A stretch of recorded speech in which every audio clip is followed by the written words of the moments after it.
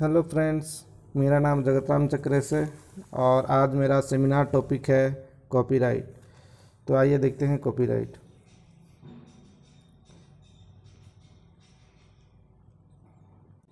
तो इसमें सबसे पहले है इसका इंट्रोडक्शन।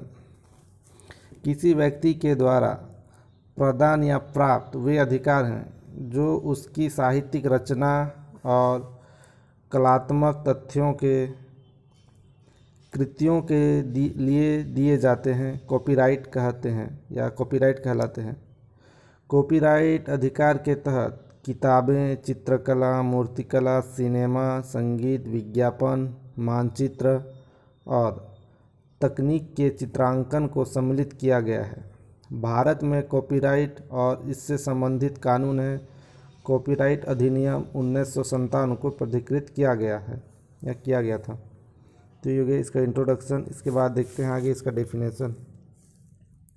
कॉपीराइट या एक बौद्धिक संपदा के मालिक के कानूनी अधिकार को संदर्भित करता है, जो सरल शब्दों में कॉपीराइट कॉपी करने का अधिकार है। इसका मतलब उत्पादकों के मूल निर्माता और वे जिस किसी को प्राधिकरण देते हैं जिससे अधिकार प्राप्त होता है, कॉपीराइट कहलाता है। तो ये हो गया इसका डेफिनेशन। इसके आगे है मीनिंग ऑफ कॉपीराइट।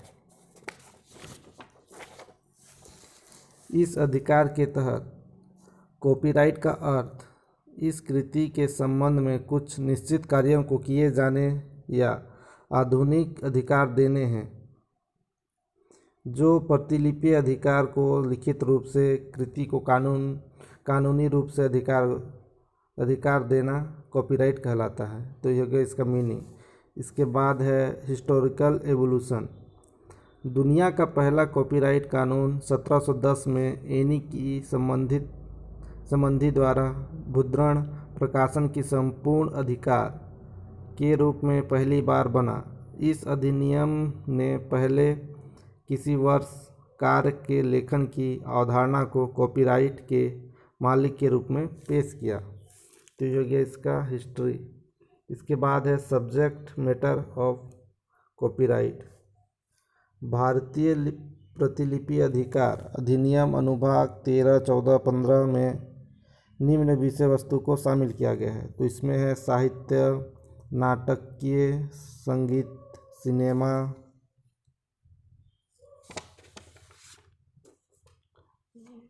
ध्वनि, कलात्मक कृति, कंप्यूटर प्रोग्राम, वस्तुकला कृति। तो इसमें देखते हैं साहित्य कृति। किसी भाषा का वापिक एवं लिखित शास्त्र समूह को साहित्य कहते हैं। साहित्य मनुष्य के विचारों की अभिव्यक्ति महत्वपूर्ण माध्यम है, जैसे हिंदू साहित्य, भारतीय साहित्य, आदिवासी साहित्य एवं साहित्य सबसे उदारता का कोई भी निकाय है। साहित्य एक कला के रूप में माने जाते हैं। साहित्य के इस बात के अनुसार वर्गीकृत किया जाता है कि यह कथा या गैर कल्पना है, कविता या गाथा। इसे प्रमुख रूपों में उपनिवेश या लघु नाटक के अनुसार प्रति साहित्य किया जा सकता है। साहित्य के निबंध का अच्छा विचार के रूप में अभिव्यक्ति के रूप में व्यक्त किया गया है। तो ये हो गया साहित्य कृति। इसके बाद है नाटकीय एवं संगीत। इसमें नाटक काय के रूप हैं जो रचना श्रवण द्वारा अपितु दृष्टि द्वारा दर्शकों के हृदय से रसानुभूति करती है। इसे नाटक या कृति काव्य कहते हैं।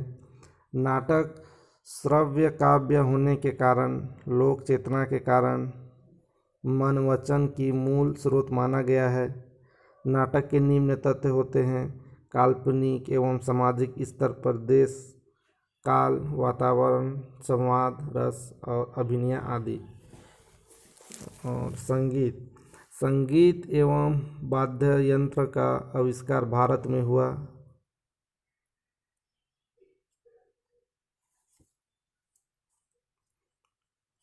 संगीत का सबसे पुराना ग्रंथ रामदेव हिंदू धर्म का नृत्य एवं कला संगीत में गहरा संगत रहा।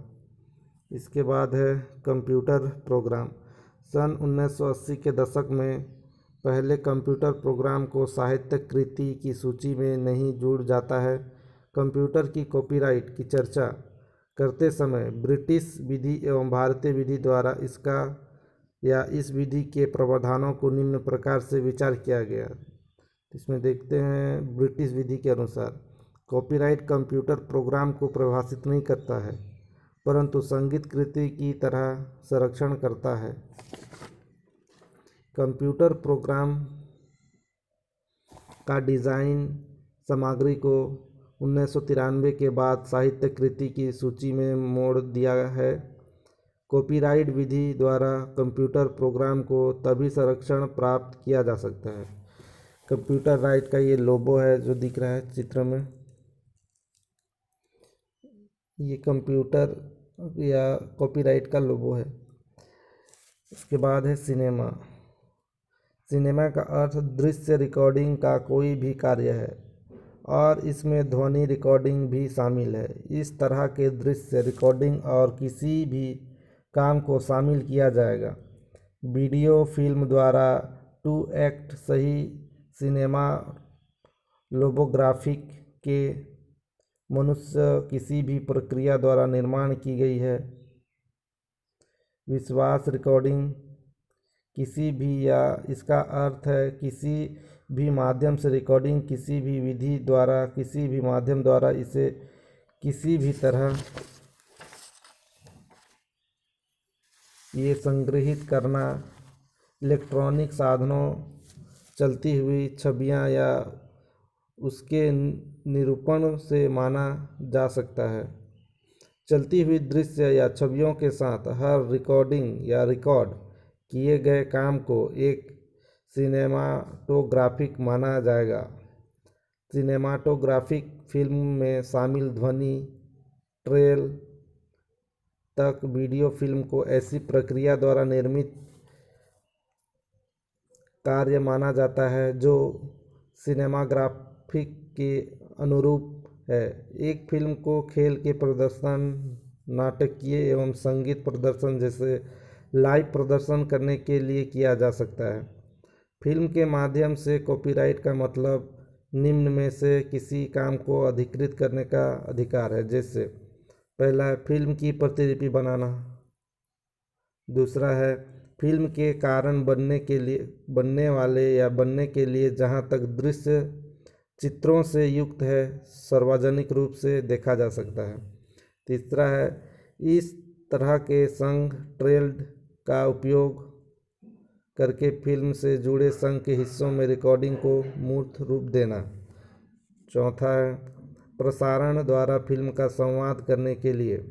पांचवा है फिल्म के प्रकाशन द्वारा केवल DTH या direct to home DTH, Tata Sky, Airtel online video searching. तो ये हो गया सिनेमा। इसके बाद है रजिस्ट्रेशन ऑफ कॉपीराइट। प्रतिलिपि अधिकार कार्यालय में पंजिका रखी जाएगी जिसमें से लेखक का नाम एवं पत्ते, पुस्तकों के शीघ्र और प्रकाशन एवं प्रतिलिपि अधिकार पत्ते की प्रविष्टि की जाएगी। रजिस्टर को आवेदन करने और कृति के प्रतिलिपि अधिकार के स्वामी को निर्धारित शुल्क भुगतान के पश्चात आवश्यक विवरण पंजी में प्रविष्ट किए जाते हैं, जिससे कॉपीराइट पंजिका किए जाने के नाम से जाना जाता है। यह पंजिका सभी समय पर निरीक्षण हेतु उपलब्ध रहती है। रजिस्टर किसी व्यक्ति द्वारा केंद्र सरकार का आवेदन करने और उस पर केंद्र सरकार का आदेश प्राप्त हो जाने पर पंजिका में आवश्यक संशोधन किया जा सकता है। प्रतिलिपि अधिकार कार्यालय में पंजिका की अनुमानित जाएगी।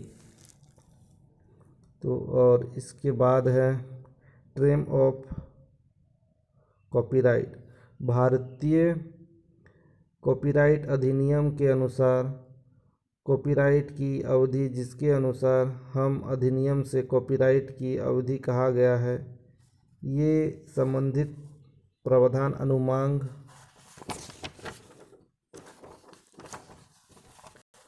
22-19 में किया गया है। कॉपीराइट की विषय वस्तु और कई प्रकार की स्थितियों को स्पष्ट रूप से दर्शाया गया है। अनुभाग 22 में यह घोषणा करता है कि सभी प्रकार के साहित्य, नाट्य, संगीत का कलात्मक कृतियों में कॉपीराइट का अस्तित्व 60 वर्ष तक होगा। उनके भरण प्रांत प्रकाशन की स्थिति में कॉपीराइट की अवधि की गणना प्रकाशन की 1 वर्ष बाद अनुभाग 22 और 24 के प्रावधान लागू होता है।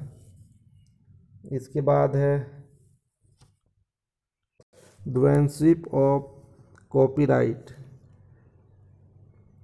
अधिनियम के अनुभाग 17 में यह उल्लेख किया गया है कि इस कृति का लेखक उस कृति कॉपीराइट का उल्लेख किया गया है। जैसे पहला है, यदि वियोजित के दौरान कृति का हुआ है।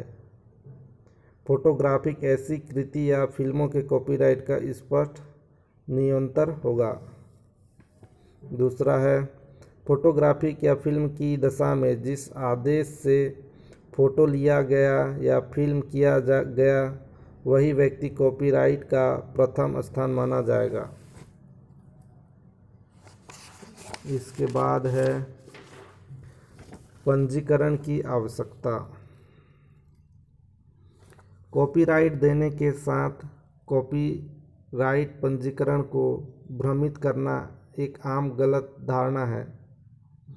आज अधिकांश देशों में कॉपीराइट फिक्सेशन पर संचालित है। यह उस समय लागू होता है जब किसी मूर्त माध्यम में तय हो जाता है या मानक अंतर्राष्ट्रीय स्तर पर बर्न 1886 द्वारा स्थापित किया गया है, जिस पर अधिकांश देशों में हस्ताक्षर किए हैं।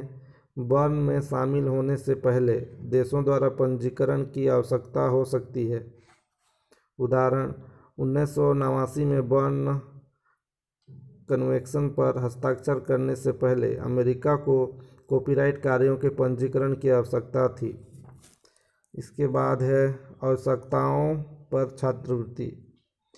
कुछ विद्वानों और जैसे कानून के प्रोफेसर और एक्टिव लॉरेंस लेगित और यूएस जोए लोग्रेन ने पंजीकरण आवश्यकताओं को वापस करने का आह्वान किया। इसके बाद है पंजीकरण एजेंसियां। इसमें है कनाडा में कॉपीराइट कार्यों को शुल्क के लिए कनाडा के बौद्धिक संपदा कार्यों में या कार्यालय में पंजीकृत किया जा सकता है। दूसरा है केनिया के कॉपीराइट कार्यों के एक छोटे से शुल्क का केनिया कॉपीराइट बोर्ड में पंजीकरण किया जा सकता है। इसके बाद है यूनाइटेड किंगडम में कॉपीराइट के लिए आधिकारिक पंजीकरण शासन नहीं है। चौथा है संयुक्त राज्य अमेरिका में संयुक्त अमेरिका कॉपीराइट कार्यालय पंजीकरण स्वीकार करता है। इसके बाद है इसका कंक्लूजन। कॉपीराइट वह अधिकार है जो साहित्य रचना, कलात्मक कृत्य, नाटक, किताबों, चित्रकला, मूर्तिकला, सिनेमा का चित्रांकन करना, दूसरे व्यक्ति उसका यूज़ करता है, जिससे व्यक्ति यूज़ करता है और या उसका उपयोग करता है। तो इस प्रकार मेरा सेमिनार यहीं समाप्त होता है।